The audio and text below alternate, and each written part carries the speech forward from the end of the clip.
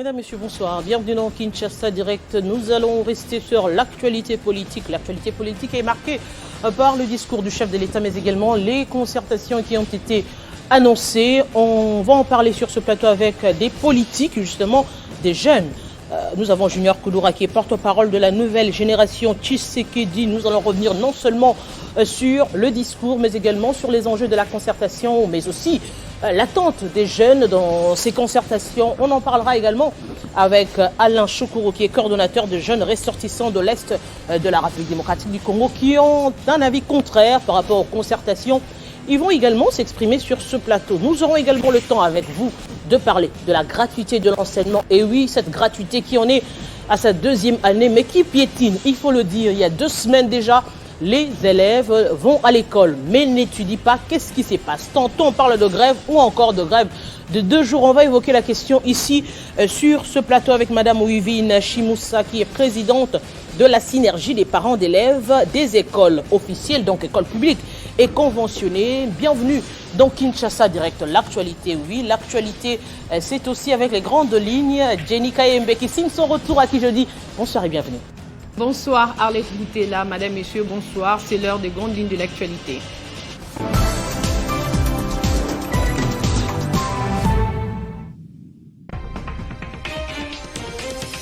Du haut de la tribune du Palais des Congrès de Brazzaville, le président de la République, Félix-Antoine Tshisekedi, a lancé ce mercredi 27 octobre un appel à l'engagement et à la solidarité africaine afin d'éradiquer les forces négatives et terroristes qui sèment la désolation dans la partie est du pays.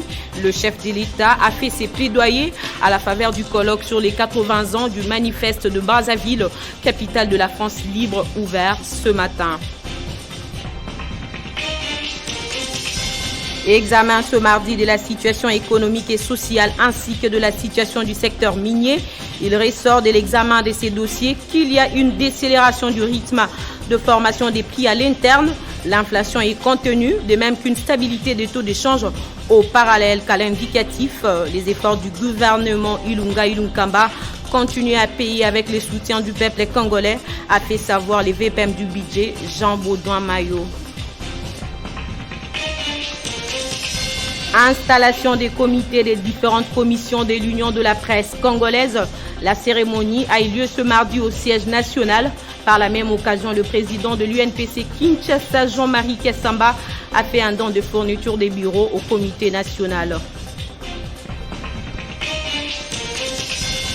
Sur notre continent, fin de la mission conjointe de la CEDEAO, l'Union africaine et l'ONU en Guinée-Conakry.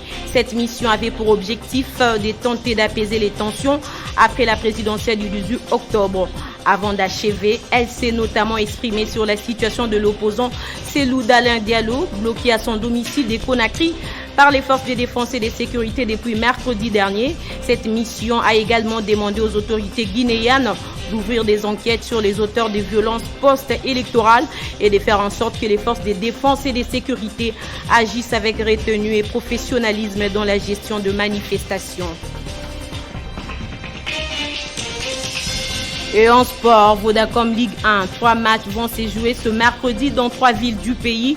D'abord, à Lubumbashi, le cercle sportif Don Bosco accordera son hospitalité à l'AS Simba à Kinshasa. L'AS JEK jouera la JS Group Bazano. Puis à Kolwezi, l'AS V Club sera reçu par Blessing.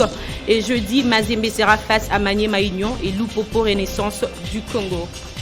Merci à tous de votre attention. L'actualité continue sur notre site www.tele50.net. Entre-temps, Kinshasa Direct se poursuit avec Arlette Boutella et retrouvez Gloria Mbouya à la grande édition pour le développement de tous ces titres. Téléchargez les infos Télé 50 sur www.tele50.net. Merci beaucoup Jenny Kayembe. La grande édition, ce sera dans 1 heure exactement. Avec vous, mes téléspectateurs, on va continuer avec également un autre sujet. On évoquera notamment la question de la religion. La religion et la politique, où se trouve la place des brebis si les pasteurs sont égarés? Eh bien, on en parlera avec le docteur Silas Mimil, qui sera notre invité également sur ce plateau. C'est avec vous qu'on commence, mes téléspectateurs, pour le tout premier dossier politique.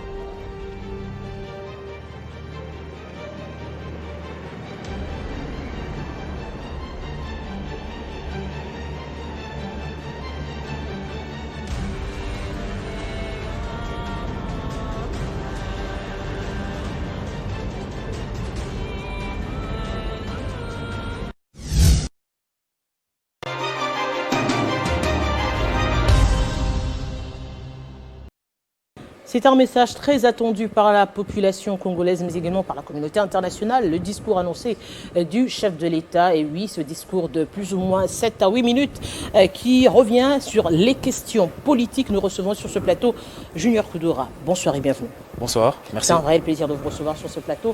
Puisqu'on doit parler justement, que retenir de ce discours du chef de l'État?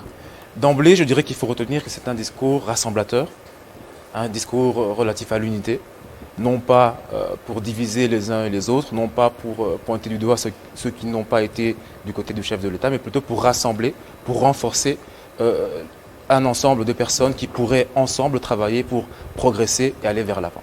L'union sacrée, quand on parle de l'union sacrée, on sous-entend quoi exactement? Parce que les politiques également, eux-mêmes, déjà d'emblée, ils parlent d'une nouvelle majorité. On parle... Exactement.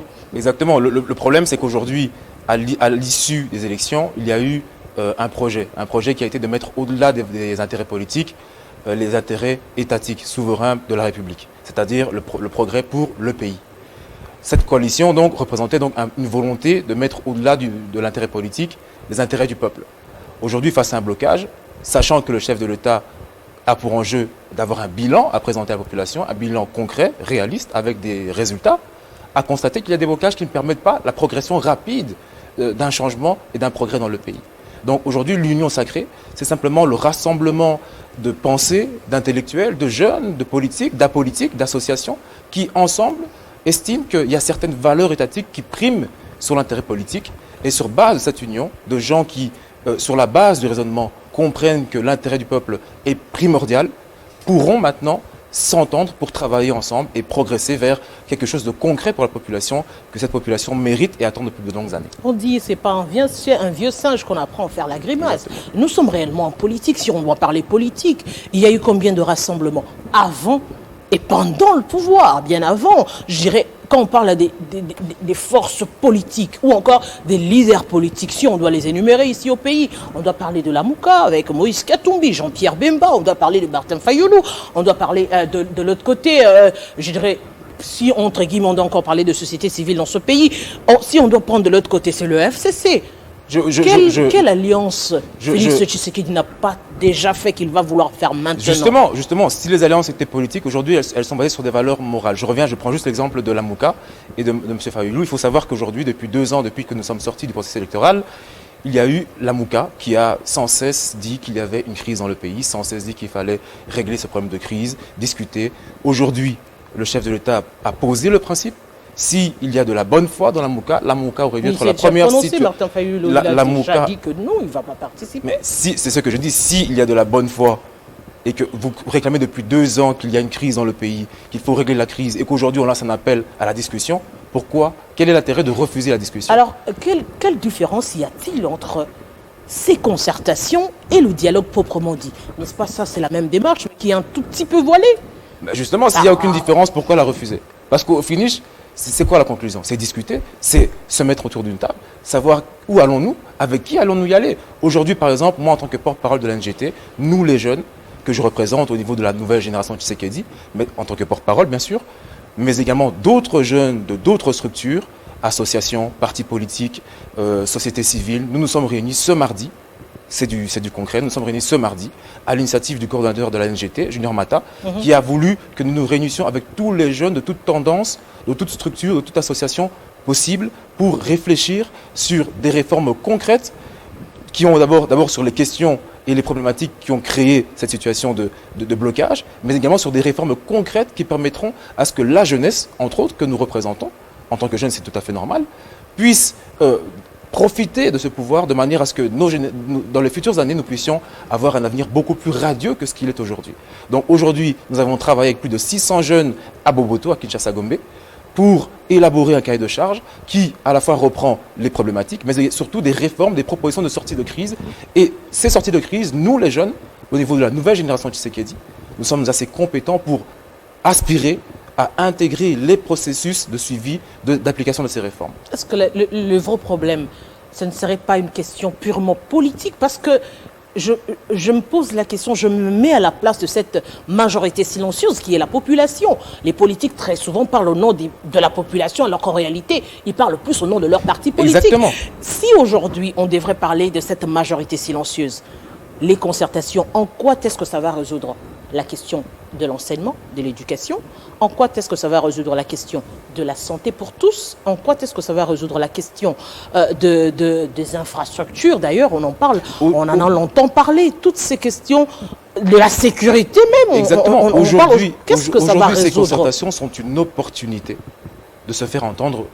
Je parle au niveau de la nouvelle génération. De qui se faire entendre? Les associations ou les structures politiques? Notre démarche aujourd'hui a été de rassembler tout le monde, le plus de jeunes possible, que ce soit des structures politiques de la majorité, tout comme aussi ouvertes à tous. Nous avons aujourd'hui reçu des jeunes, je vous l'informe, de l'ensemble, de la MOUCA. Nous avons reçu des jeunes de la FDC Allier. Nous avons reçu des membres de la société civile pour discuter. Je prends un exemple lorsque vous disiez qu'effectivement l'État est otage de la politique.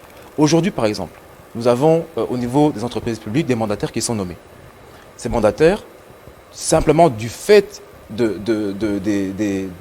jeux politiques, sont nommés. Et sachant qu'ils sont nommés sur base de critères politiques uniquement, n'ont donc pas l'obligation de présenter des projets de société, des projets guides avec une vision de réforme, puisqu'aujourd'hui nos entreprises de l'État sont telles qu'il faille pratiquement toutes les réformer, ou du moins les booster. Et donc, sachant que les mandataires sont nommés sur base que de critères politiques, eux-mêmes ne se mettent pas la pression de se dire qu'effectivement, je suis soumis à une obligation de résultat et je suis redevable non seulement au conseil de l'entreprise, mais également à tous les agents et à la population. Deuxième exemple, nous, en tant que jeunes, nous avons donc demandé à ce que les mandataires, au niveau de la structure qui a été mise en place aujourd'hui, puissent par exemple, lorsqu'ils sont mandatés, après un certain temps, présenter, après leur prise de fonction, un projet de réforme ou un projet vision sur base desquels ils seront évalués avec une obligation de résultat et sur base de critères qualitatifs et quantitatifs. Voici une proposition concrète de la nouvelle génération de Tshisekedi qui a été faite aujourd'hui par ces travaux qui ont été mis en place. Deuxième exemple, au niveau de la CENI par exemple, nous avons estimé lors de ces travaux, ce sont des propositions concrètes, que le bureau de la CENI qui sera mis en place puisse d'abord, publier effectivement les états financiers, mais également le fichier complet de ce qui a été fait en termes du processus électoral de manière technique et en termes financiers, mais que deux, qu'il y ait une responsabilité pénale qui soit mise en place pour que le bureau qui est responsable quand même de l'avenir du Congo pour les 5 prochaines années, lorsqu'il publie les résultats, en cas de fraude et d'irrégularité, doit répondre de ces fraudes et irrégularités de manière pénale. Troisième élément, au niveau du gouvernement, vous l'avez dit, les intérêts sont politiques. On constate aujourd'hui que, par exemple, on dit qu'on veut le progrès, mais le gouvernement est budgétivore. Nous proposons, au niveau de la jeunesse, que nous puissions non seulement réduire la taille du gouvernement, mais également rassembler les gouvernements qui ont une connotation assez similaire. C'est des idées qui ne vont pas ensemble avec la politique. Non, parce qu'en politique, on fait des alliances. C'est autre pour les postes. Les jeunes se sont alliés. Les jeunes se sont alliés. Autant les plus âgés s'allient, autant les jeunes doivent s'allier. Mais aujourd'hui, nous disons à la jeunesse qu'il ne faut pas attendre qu'on nous donne ce que nous voulons. Tout comme nous avons dit il y a quelques années, une dizaine d'années, qu'il ne fallait pas dire aux femmes d'attendre qu'on leur donne la liberté et le droit à l'expression. Les jeunes, c'est le même combat. Il faut s'accrocher. Autant on ne peut pas reprocher aux adultes de vouloir s'accrocher, mais autant à nous, les jeunes, qui sont beaucoup plus dynamiques, de bousculer la classe politique. Sans quoi, rien ne sera fait. Et la nouvelle génération de Tshisekedi a pour aspiration, justement, de rassembler le plus grand nombre de jeunes qui se sentent compétents, qui se sentent qualifiés, de manière à intégrer le leadership, non seulement à proposer des cahiers de charges, mais également à suivre l'application des recommandations en intégrant les structures décisionnelles exécutives, comme les gouvernements et les assemblées provinciales. Par exemple, dernièrement, nous avons proposé au niveau de la nouvelle génération de Tshisekedi que la pyramide dans les entreprises publiques soit inversée, dans le sens où on reproche souvent aux jeunes de ne pas être expérimentés, raison pour laquelle ils n'ont pas de poste. Mais l'expérience, elle s'acquiert, personne ne nie avec. Donc, nous proposons que, puisque les entreprises, les structures, les administrations, les ministères sont composés d'agents expérimentés, que ces agents servent de conseillers et que les jeunes soient promus lorsque la compétence et les qualifications, bien sûr, sont validées. Et donc, voilà des réformes concrètes que la NGT, Nouvelle Génération de Tshisekedi, propose et que moi, en tant que porte-parole, je relais à la population. Junior Koudoura, merci. Merci à vous, madame. Je pense qu'on aura des émissions plus élaborées pour discuter de ces J'espère projets, également. sincèrement. On parle ici de compétences, on parle ici justement des jeunes qui sont capable de dire des choses et de faire des choses. Il y en a tellement en République démocratique du Congo.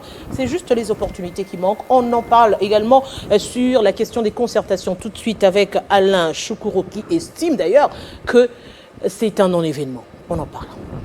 Tout ça, c'est lui, Joseph Kabila.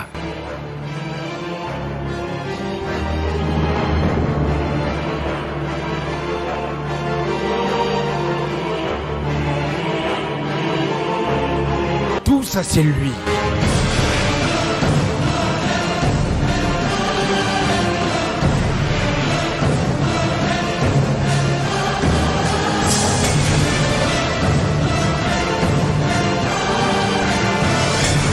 Tout ça, c'est lui.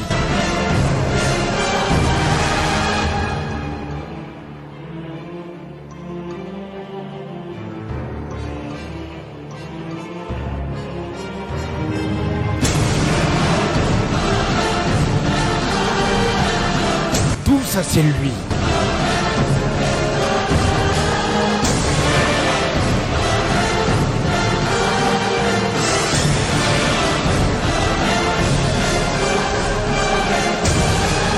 Tout ça, c'est lui.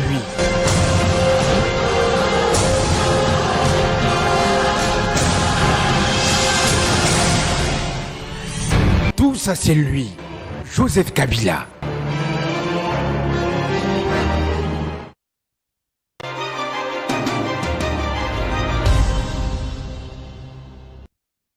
Il est coordonnateur des jeunes ressortissants de l'Est de la République démocratique du Congo, une partie en proie à des guerres, viols et autres maux qui rongent la République démocratique du Congo. Alain Choukuro, bonsoir et bienvenue. Bonsoir madame, bonsoir également aux téléspectateurs qui nous suivent. Merci de votre invitation également. Vous avez un autre son de cloche en ce qui concerne les concertations. Oui, les jeunes ressortissants de l'Est dont je suis le coordonnateur, c'est la fille aînée de Jeunes en Action pour la paix, la sécurité, la stabilité de la République démocratique du Congo. En fait, aujourd'hui, je ne partage pas le point de vue du président de la République. Le président de la République, c'est le garant du bon fonctionnement des institutions. Il a le pouvoir de dire ce qu'il a dit. Il a le pouvoir de commencer des consultations. Mais pour nous, ça ne nous arrange pas. Moi, personnellement, et également à notre structure, d'ailleurs, je parle de moi, je ne représente pas la population ou les jeunes de la République démocratique du Congo, mais au moins on fait ce qui est mieux pour moi, mais également équitable pour la population, surtout de l'Est de la République démocratique du Congo. Pourquoi on dit que ce n'est pas évident et ce n'est pas opportun? Puisque aujourd'hui, lorsque le président de la République était en train de s'adresser à la nation, au même moment, dans l'Est, on était en train de tuer et égorger la population. Alors on se pose la question, est-ce qu'aujourd'hui, c'est le moment encore qu'on puisse parler des consultations? Ou parce qu'on sait que ça va aboutir au partage de pouvoir, puisque le président même l'a dit, pour un probable gouvernement d'union sacrée. Alors, vous savez, c'est ce qu'a toujours été cause encore de l'insécurité dans l'Est de la République démocratique du Congo. Puisque les gens qui ne vont pas se retrouver dans ces gouvernements, c'est les mêmes personnes qui vont encore aller dans l'Est pour continuer encore à appeler les jeunes pour entrer dans la bourse, pour encore créer l'insécurité. Nous, on estime, puisque les jeunes ressortissants de l'Est, on avait déjà commencé des consultations avec les acteurs politiques, également l'Association des droits de l'homme, pour voir est-ce que le politicien peut au moins s'asseoir et réfléchir comment mettre la paix dans l'Est de la République démocratique du Congo. C'est ce qui est utile aujourd'hui. Madame Boutella, si tu essaies un peu de fermer les yeux et imaginez aujourd'hui nous avons des routes nationales bien asphaltées. Aujourd'hui, partout à travers la République démocratique du Congo où il y a la paix, essayez un peu de vous imaginer comment ce pays va se développer. Comment le Kasaï sera le centre du commerce en République démocratique du Congo. On peut même aider le pays voisin de venir s'approvisionner chez nous en République démocratique du Congo. Mais aujourd'hui, on parlait que le pouvoir. On parlait que le partage du pouvoir. Quel serait le discours approprié actuellement en République démocratique? Le discours approprié actuellement, c'est d'inviter le politicien, le leader, le membre de la société civile, de s'asseoir sur une même table, de réfléchir rien que la paix. Quelle stratégie qu'on va employer pour mettre la paix dans l'Est de la République démocratique du Congo? C'est ce qui est utile aujourd'hui, puisque rien ne peut marcher, rien ne peut se développer dans ce pays s'il n'y a pas la paix. Donc, Aujourd'hui, si le président mène encore, comme on l'a vécu avec les concertations avec le président Kabila, on avait vu avec la Saint-Sylvestre, l'Union africaine, est-ce qu'il y a la paix? Non, on n'en a pas. Est-ce que le pays se développe? Non, le pays ne se développe pas. Et ça ne peut pas se développer au moment où il y a l'insécurité dans l'Est. Regarde-moi comme je suis, si même vous, madame, si tu as un petit problème même au niveau des orteils, c'est madame Boutella qui ne peut pas marcher, qui ne peut pas quitter sa maison pour venir présenter l'émission ici. Alors, puisque nous, on dit, tout le monde est coupable. Même vous, madame, vous êtes journaliste, vous êtes coupable aussi comme tout le monde, comme les politiciens. Ici, moi je me dis parfois, on ne combat pas des bons combats. On n'est que là pour chercher le pouvoir. Quel serait le bon combat? Une très bonne question. C'est la question que vous, en tant que journaliste, vous devrez poser à tous les acteurs politiques qui passent ici chez vous. Puisque vous êtes chaque fois avec les politiciens, avec le décideur de ce pays. Mais il faut leur poser des bonnes questions. Aujourd'hui, la question que les Congolais attendent, c'est comment est-ce que notre pays doit se développer. C'est comment notre pays doit vivre la paix. Comment on peut dire on en a ras-le-bol de continuer à compter les morts parmi les Congolais qui sont dans l'Est. Aujourd'hui, parfois, je commence à estimer si être un Congolais, c'est un crime. Ou être un Congolais, c'est comme être un mouche, on peut te tuer sans que personne ne te revendique. On a tué aujourd'hui. Hier soir, on avait tué. Mais ici à Kinshasa, c'est silence radio. On dirait que la population qu'on est en train de tuer dans l'Est, ce sont des mouches ou des moustiques ou je ne sais pas quoi. On peut tuer quand on veut. Alors... Je vous pose la question en tant que ressortissant de l'Est de la République démocratique du Congo. Quand les politiques parlent de l'unité de la RDC, alors qu'il y a autant des problèmes qui sévissent dans cette partie de la République démocratique du Congo, comment vous vous sentez? Vous vous sentez un peuple à part, RDC, mis de côté? Je me sens toujours que mon pays a un problème. Nous avons que des politiciens, permettez les termes, on ne pas dire les politiciens, qui sont des hommes d'État. Puisque les politiciens, eux, réfléchissent aujourd'hui les élections.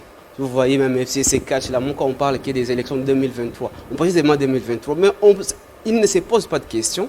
En 2023, qui vont les voter? Puisqu'on est en train de tuer là-bas, qui vont le voter? Ce sont des questions, mais eux, ici, ils parlent du partage du pouvoir, que le président a dit, je suis le président de la République, on va partager le pouvoir, et entre-temps, on est en train de tuer. Aujourd'hui, je ne peux pas également accepter que le massacre, les tueries qui se font dans l'Est, ce soit également comme un apanage de l'opposition pour se faire élire, pour se faire reconnaître, pour se faire un leader. On doit d'abord massacrer et puis être le porte-parole de ce qu'on est en train de tuer là-bas. Donc aujourd'hui, tout le monde, puisque c'est l'affaire de tout le monde, comme je dis tantôt ici, et nous, les jeunes ressortissants de l'Est, on est en train de faire des consultations. On va même aller voir le chef de médias, comme Jean-Marie Kassamba, puisque c'est un fait stratège sur le plan communicationnel. Sur le plan communicationnel, qu'est-ce qu'on va faire? Jean-Marie Kassamba, même vous devez nous dire, sur le plan communicationnel, qu'est-ce qu'on doit faire, puisqu'on sait aujourd'hui, puisque vous le savez, aujourd'hui, nous, les Africains, on a tendance à ne pas aimer nos autorités. Pourquoi? Puisque dans les médias internationaux, on fait que les indexer. Aujourd'hui, voilà, ils ont réussi. Et aujourd'hui, vous, médias de la République démocratique du Congo, qu'est-ce que vous faites pour parler de l'Est de la République démocratique du Congo? À part nous parler chaque fois de la musique, du sport. Mais entre-temps, on est en train de nous massacrer, on est en train de nous tuer. Et voilà, silence radio, comme nous on parle, maintenant, le silence coupable. Tout le monde est coupable. Madame Boutella, il faut accepter que tu es aussi parmi les coupables, puisque au moins chaque fois, vous êtes à la télé, vous êtes à la radio Télé 50, qui est suivi partout à travers la République démocratique du Congo, mais également le monde. Mais qu'est-ce que vous faites pour dénoncer le massacre dans l'Est? Le nombre de tués dans l'Est de la République démocratique du Congo est plus élevé que la génocide du Rwanda. Mais ici, on n'en parle pas. Comme si là, c'était les humains. Au Rwanda, c'était les humains. Mais en RDC, ce sont des mouches où on ne peut pas compter, on s'en fout. Monsieur Alain Chokoro, merci. Merci beaucoup, madame, de nous recevoir. On croit que ce n'est pas la première fois. Ce sera également le cas pour essayer un peu d'indexer. En tout cas, nous allons vous donner suffisamment de temps de parole pour interpeller, pour qu'il n'y ait pas de silence coupable, en tout cas de notre part. Grand merci et j'espère que les téléspectateurs qui nous suivent à l'Est de la République démocratique du Congo, c'est vrai, on le dit souvent ici sur ce plateau, qu'il y a lieu de donner de la voix et que ce dernier puisse être considéré comme des vrais Congolais. Merci beaucoup. La théorie, on a ras-le-bol, il faut maintenant pratiquer. Voilà. On va parler cette fois-ci de l'éducation. Et oui, l'éducation également piétine. On parle de la gratuité de l'enseignement qui connaît un réel problème cette année scolaire. On revient ici sur cette question de la gratuité. Eh bien, quelles conséquences sur la formation des élèves? On en parle tout de suite avec Madame Wivine Chemoussa. Tout ça, c'est lui, Joseph Kabila.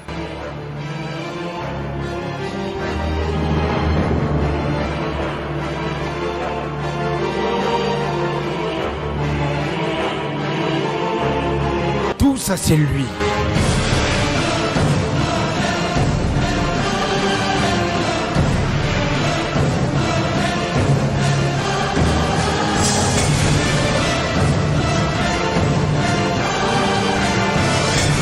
Tout ça, c'est lui.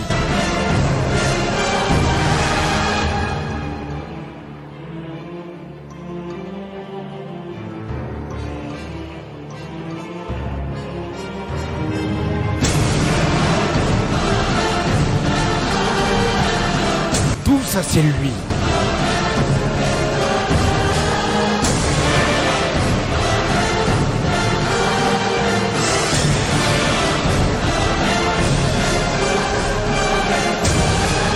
Tout ça, c'est lui.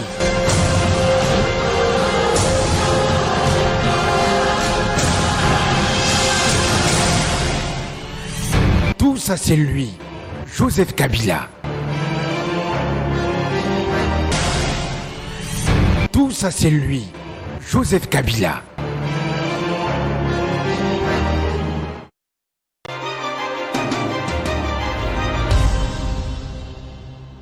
Nous avions évoqué cette question la semaine dernière sur la gratuité de l'enseignement. On y revient encore. Cette fois-ci, on en parle avec Mme Wivine Chemoussa, qui est présidente de la synergie des parents d'élèves des écoles officielles et conventionnées. Bienvenue. Merci. Aujourd'hui encore, on doit le dire, les enfants n'étudient pas. Finalement, qu'est-ce qui se passe? Les enfants n'étudient pas et je dirais que l'heure est grave. L'année passée, le chef de l'État, dès son investiture, a décrété la gratuité de l'enseignement. Il en a fait son cheval de bataille. Et d'ores et déjà, je voudrais informer aux uns aux autres que le fait de décréter la gratuité n'est pas l'avènement, une première avènement. Je me rappelle encore, suite aux multiples plaidoyers, au sit-in qu'on a fait en synergie avec les syndicats des enseignants en 2010 et aux multiples interpellations de lettres ouvertes sur la prise en charge de l'enseignement par les parents et le monnayage des enseignements, la marchandisation, c'était les termes que j'avais pour la première fois mis dans le plaidoyer en 2019, que j'ai envoyé sur le plan international et national. En 2010, le chef de l'État sortant a décrété la gratuité, mais cela devait se faire d'une manière graduelle, en commençant par les 3 premiers niveaux, et chaque année on devait ajouter un niveau jusqu'à ce qu'on va englober tous les niveaux et intégrer aussi la ville-province de Kinshasa et de Lubumbashi, parce que c'était mis à l'écart. Mais hélas, il s'est posé un problème sérieux. Cela n'a fait qu'une année et demie et ça s'est arrêté. Quand le chef de l'État actuel a décrété cette gratuité, nous avons salué cette initiative, d'autant plus que ça fait 10 ans que je suis dans ces combats de la prise en charge des enseignants par les parents, et qui fait que bon nombre d'enfants sont exclus du système éducatif. Mais c'est vraiment malheureux, j'ai vraiment envie de pleurer même ici sur ce plateau, de voir qu'une année encore après, on est revenu à la case du départ. Ça fait 2 semaines, déjà l'année passée, il y a eu ce problème de Covid qui a fait que les enfants ne puissent pas achever correctement l'année scolaire, et même déjà l'année passée, il y avait 2 semaines ou 3 semaines, certains bon nombre d'écoles publiques n'avaient pas étudié. Et après, on s'est entendu avec le gouvernement qu'on devait payer le premier palier, le deuxième palier devait se se faire au mois d'avril de l'année passée. Mais ça n'a pas été fait. Le Covid est intervenant. On s'est arrêté, les enseignements sont arrêtés. On a terminé l'année telle qu'on l'a terminée. Les enseignants pensaient que avant la rentrée scolaire du mois d'octobre, on devait déjà payer les deuxièmes paliers. Compte tenu de la dévaluation, déjà les deuxièmes paliers seraient minimes. Je ne parle pas au nom des enseignants, mais je parle au nom des parents ici. Mais je sais que et les enseignants et nous parents, les enseignants aussi sont des parents. Tout le monde est parent. Quand je dis parent, c'est celui qui, même s'il n'a pas mis au monde un enfant, mais il est tuteur, il prend un enfant en charge. Nous assistons à une situation calamiteuse, non seulement du côté qualité de l'enseignement, compte tenu de cette mesure qui, on pensait devait être salutaire, mais qui n'est pas salutaire, tout simplement puisque ça n'a pas été bien planifié. Qu'est-ce qui devait être correctement fait? Est-ce que déjà vous avez eu le temps d'évaluer la première année? Parce qu'avant d'entamer, c'était une phase expérimentale. Est-ce que vous avez eu le temps d'évaluer cette première phase pour entamer une deuxième année de la gratuité de l'enseignement? Justement, c'est ce que j'ai dit. On n'a même pas évalué la première phase. Et même cette première phase qui boitait déjà, puisque je me rappelle au mois d'août, quand on a décrété la gratuité, on était vers la fin du mois d'août, on a dit la gratuité va se faire sur tous les niveaux, c'est-à-dire de la première année primaire jusqu'à 6e année secondaire. Et il y a eu des contradictions entre les arrêtés, le ministre de l'EPST qui a fait un arrêté pour dire que non, même l'école maternelle. Et déjà quand il inclut l'école maternelle dans la gratuité, ça c'est une fausseté, ça c'est la violation de l'article 43 de la Constitution actuelle qui parle de la gratuité de l'enseignement primaire tout court. Et entre autres, dans l'enseignement primaire aujourd'hui, avec la loi cadre de 2014 qui a modifié la loi cadre de 2006, on a intégré les deux premiers niveaux qui étaient greffés aux humanités, on les a intégrés au niveau primaire, ce qui fait que ça gonfle déjà les effectifs de l'école primaire. Et je me demande comment on n'a pas pu songer à tout cela pour prendre des mesures salutaires qui vont satisfaire et les enseignants et les parents qui font étudier leurs enfants dans les écoles publiques et les établissements, puisque quand on parle de gratuité, n'oublions pas qu'il y a les enseignants debout qui constituent le corps de la direction et les frais de fonctionnement qui font partie aussi de cette gratuité. À situation exceptionnelle, on prend des mesures exceptionnelles. Actuellement, nous sommes devant un fait où les enfants vont à l'école mais n'étudient pas. Comment sortir de cette crise? Il y a deux choses, madame. La réalité, nous devons la mettre en face de nous. Il y a lieu de reconnaître qu'il y a eu erreur et nous devons rectifier l'erreur. Moi, en tant que parent, je me dis, si aujourd'hui, il y a certains parents qui ont peut-être de moyens, qui ont mis leurs enfants dans les écoles publiques, qui peuvent décider aujourd'hui, moi je prends mon fils, je le mets dans les écoles privées, ils vont payer. Il y a d'autres qui ont, compte tenu de faibles revenus, ils n'ont pas de moyens, ils seront obligés de garder leurs enfants et ces enfants risquent de ne pas étudier et c'est ce qui est grave. Alors, coupons la poire en deux, voyons la réalité en face, reconnaissons qu'avec le budget de 6 milliards de dollars qu'on a voté au niveau du Parlement, on va revenir à la case de départ de 2011 et 2010. On va revenir à la case de départ, puisqu'il y a un problème sérieux du budget.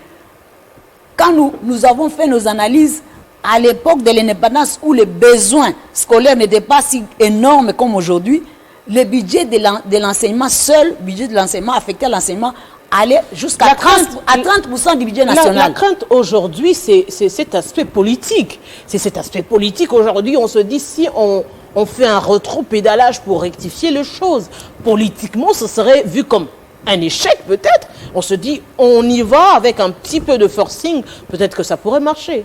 Non, non, non, madame.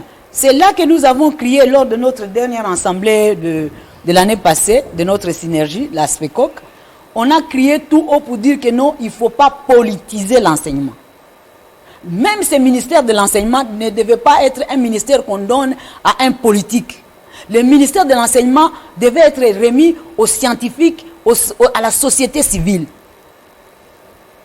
Puisque le ministère tant que le ministère de l'enseignement primaire et secondaire, l'EPST et même l'enseignement supérieur sera entre les mains des politiciens, on est en train d'assister à ce que moi j'ai appelé dans un revue que j'avais imprimé en 2019, la génocide de l'enseignement en RDC.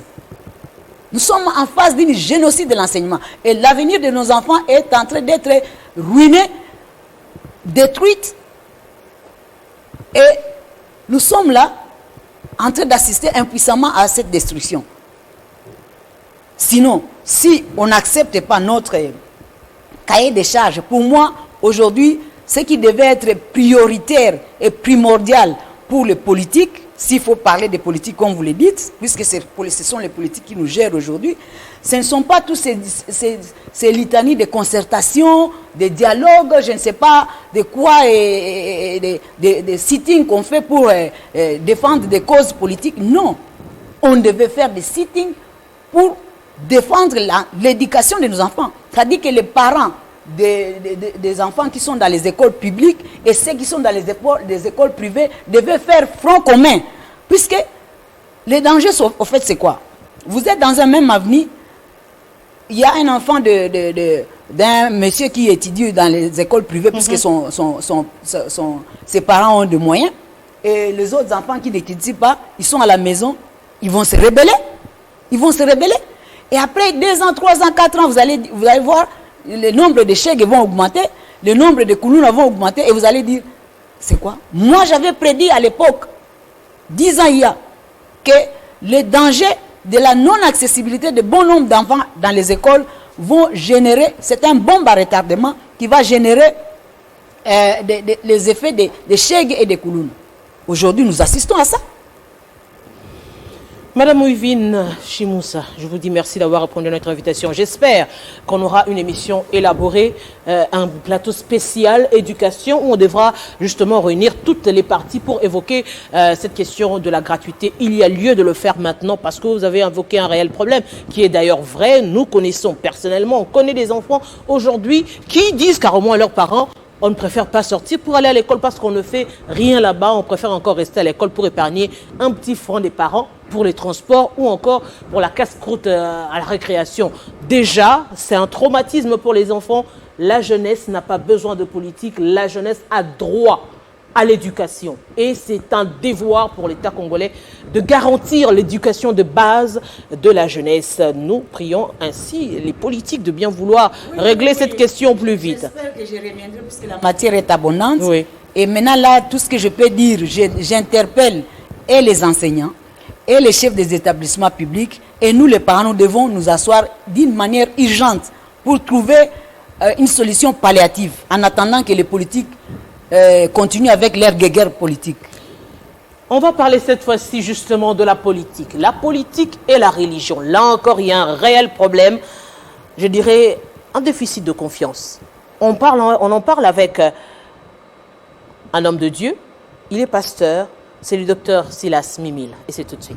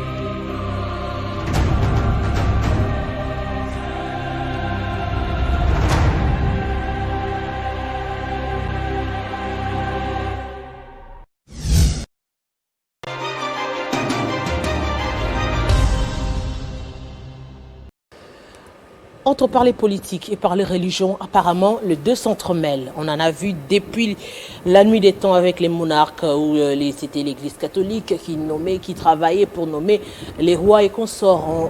Aujourd'hui, on parle de démocratie, mais on sent quand même qu'il y a une dose des hommes des dieux dans la politique et en République démocratique du Congo, on en a également l'exemple. On en parle justement de cette question avec le pasteur Mimile, que je dis bonsoir et bienvenue. Bonsoir madame. Comment se porte l'Église de Dieu aujourd'hui? L'Église de Dieu dans l'ensemble se porte bien, en dépit de ces quelques symptômes qui inquiètent tant l'opinion publique que l'Église elle-même, parce que nous croyons que nous sommes dans une phase aujourd'hui, une phase que l'État, la nation congolaise est en train de traverser, qui nécessite une responsabilisation de la part de l'Église, mais aussi une implication apolitique.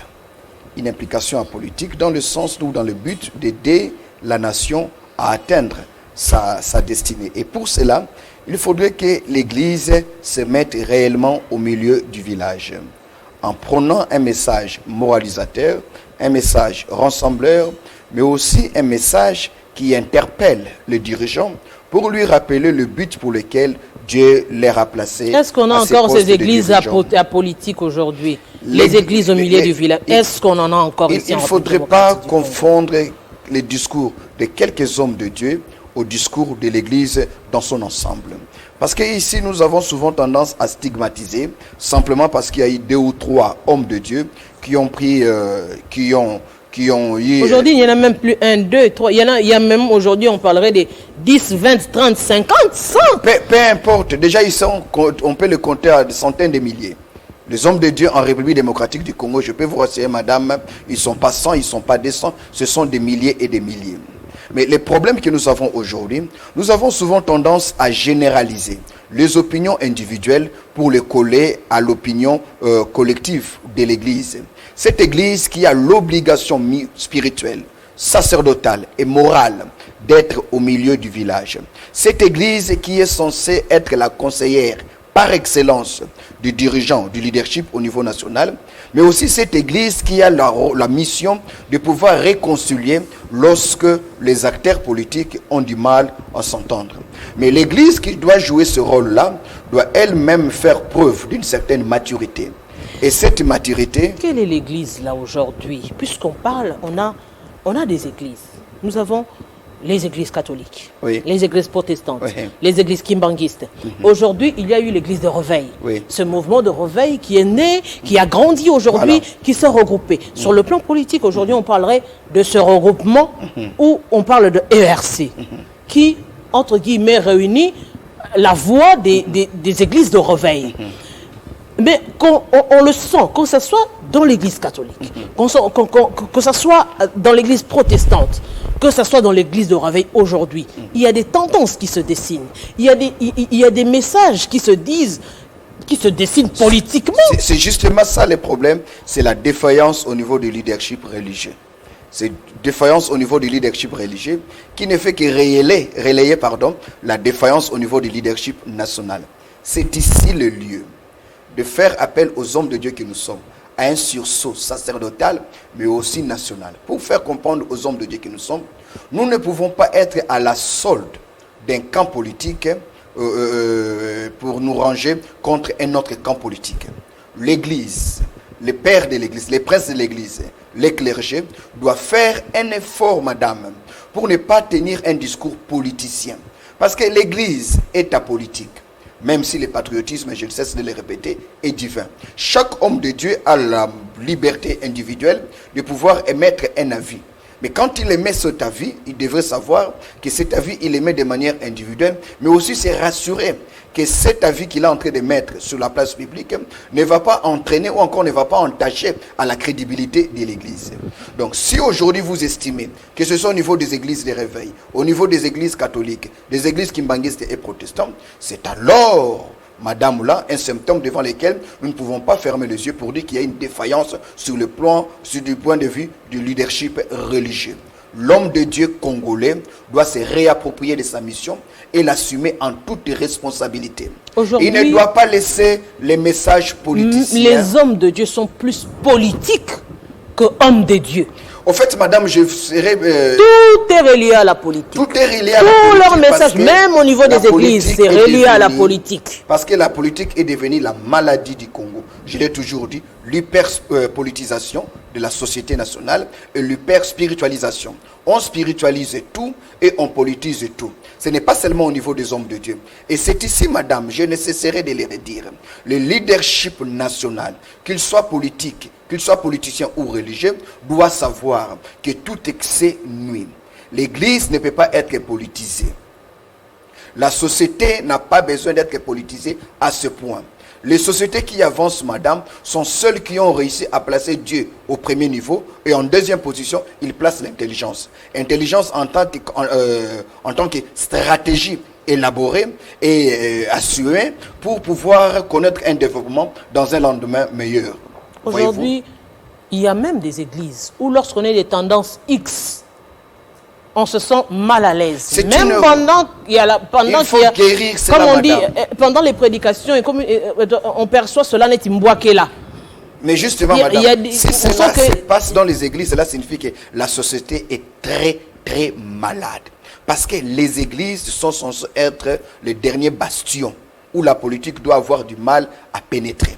Mais si ces divisions politiciennes sont remarquables même au sein des églises, alors l'homme congolais est très très malade. Il faut très vite un état de lieu, il faut très vite des états généraux, voulais-je dire, pour pouvoir guérir l'homme congolais. Les guérir en commençant par son leadership. Leadership politicien, leadership religieux et même scientifique et ou universitaire. Voyez-vous? Parce qu'aujourd'hui, le message de l'église doit être un message qui ressemble. Ne doit pas être la caisse de résonance du FCC, du CACH, de la MOUCA ou de que sais-je encore. Le pasteur doit être au-dessus de toutes les divergences politiques. Parce qu'en tant que père spirituel, le pasteur est celui qui doit rassembler, celui qui doit moraliser, celui qui doit encourager la population à adhérer à l'action politique, non pas pour faire plaisir à un individu ou encore à une couleur politicienne, mais plutôt pour participer de manière active au développement de son pays. Parce que voir son pays développé, c'est aussi un devoir sacerdotal que nous avons en tant qu'hommes de Dieu. Est-ce qu'il est permis à l'homme de Dieu de faire la politique?